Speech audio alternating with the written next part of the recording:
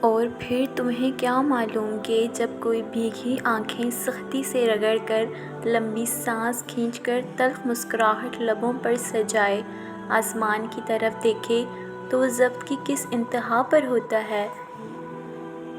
وقت دکھائی نہیں دیتا مگر دکھا بہت کچھ جاتا ہے۔ زندگی میں ہمیشہ دو باتیں یاد رکھنا: جب غصہ آئے تب کوئی فیصلہ مت کرنا، جب خوش ہو تو تب کوئی وعدہ مت کرنا۔ کہنے والے کا کیا جاتا ہے، کمال تو سہنے والے کرتے ہیں۔ زندگی آزمائشوں کا سمندر ہے، کسی سے لے کر آزمایا جاتا ہے تو کسی کو بے تحاشا دے کر آزمایا جاتا ہے، بس کہیں صبر کی اور کہیں شکر کی آزمائش ہے۔ دوسروں کو سمجھانا مشکل ہو جائے تو خود کو سمجھا لینا بہتر ہوتا ہے۔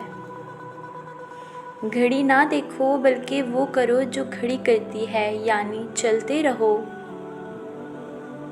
دعاؤں میں تاثیر آپ کی طلب سے آتی ہے اور تاخیر آپ کی بہتری کے لیے ہوتی ہے۔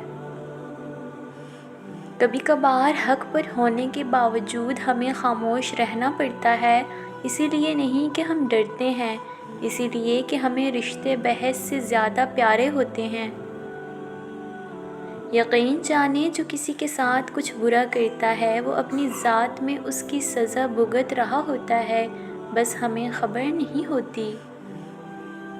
آنسو مسکراہٹ سے زیادہ اسپیشل ہوتے ہیں، پتہ ہے کیوں؟ کیونکہ مسکراہٹ تو ہر کسی کے لیے ہوتی ہے، مگر آنسو صرف ان کے لیے ہوتے ہیں جنہیں ہم کھونا نہیں چاہتے۔ دوسروں کی عزت اچھالنے والوں کی ایک دن اپنی عزت بھی اچھل ہی جاتی ہے، اسی لیے کوشش کریں کہ آپ اس اچھل کود سے دور رہیں۔ اللہ سب کی فیملی کو حفظ و امان میں رکھے، سب کے گھروں کو آباد رکھے، بے چینی کا باعث بننے والے معاملات کو اپنی رحمت سے دور فرمائے۔ آمین ثم آمین۔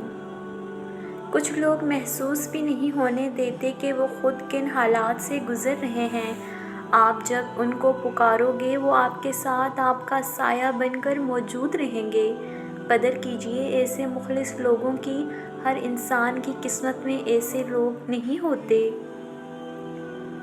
موت انسان کو ضرور مار دیتی ہے مگر اچھے اخلاق والے ہمیشہ زندہ رہتے ہیں، دلوں میں، لفظوں میں اور دعاؤں میں۔ احساس کیا ہے دوسروں کی تکلیف کو اپنی ہی تکلیف سمجھنا۔ پہلوان وہ نہیں ہے جو کشتی لڑنے میں غالب ہو جائے، بلکہ اصلی پہلوان تو وہ ہے جو غصے کی حالت میں اپنے آپ پر قابو پائے، بے قابو نہ ہو جائے۔ اگر دوستی کا رشتہ نہ بنا ہوتا تو انسان کبھی بھی یہ یقین نہیں کر پاتا کہ اجنبی لوگ بھی اپنوں سے زیادہ عزیز ہو سکتے ہیں۔ بہت کچھ ہے کہنے کو پر نہ جانے کیوں اب کچھ نہ کہوں وہی بہتر لگتا ہے۔ عقل مند تو وہ ہے جو صورت ہی کو نہیں سیرت کو بھی سنوارنے کی کوشش کرے۔